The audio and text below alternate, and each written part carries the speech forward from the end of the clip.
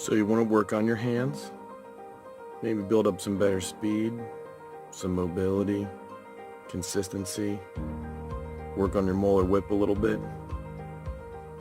What's that? More horsepower? Then let's go.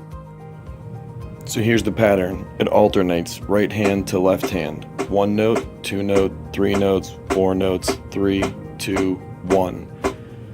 And then you repeat it, make it a circular rhythm, working on consistency between your right and left hand and focusing on making each individual stroke and not changing your grip whether you're playing 1 note or 4 notes. You don't adjust your grip.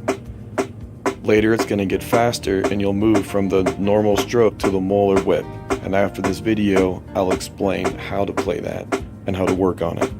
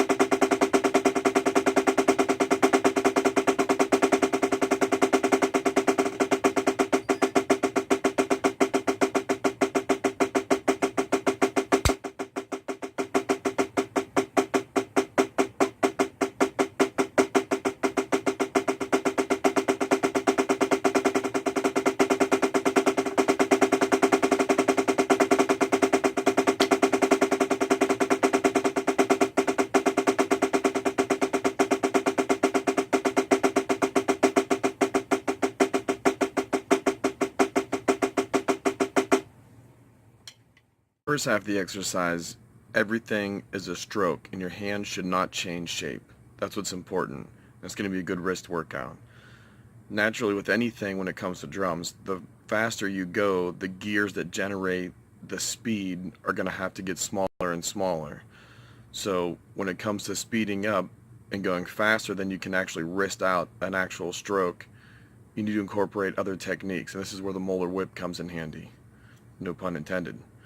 So as far as the grip goes, in general, for everything, from the tip of your drumstick to your elbow to make a straight line is going to go through this part of your hand.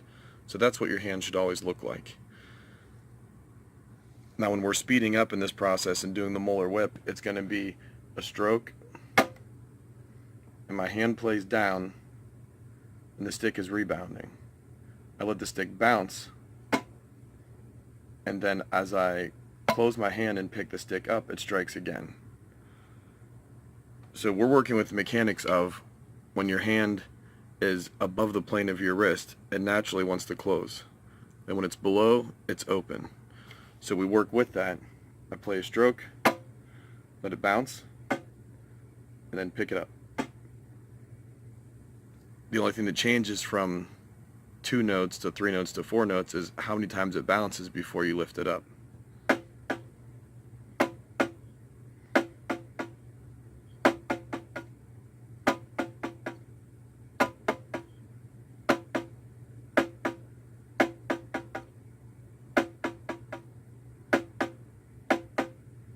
And there are some things you can do to work on this to get your fingers faster. One of them You got to get your hand close to the plane of the playing surface, and you dribble with your fingers.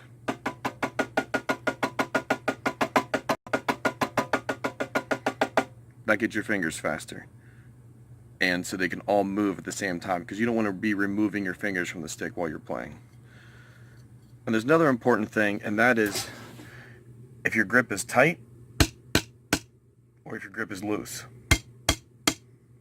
So you don't want to squeeze the stick too hard, or at all really, or it's going to absorb the shock into the stick and your wrist. If you loosen it up, the stick itself is going to resonate, and it's going to make the surface that you're hitting sound fuller and louder. That's it for now.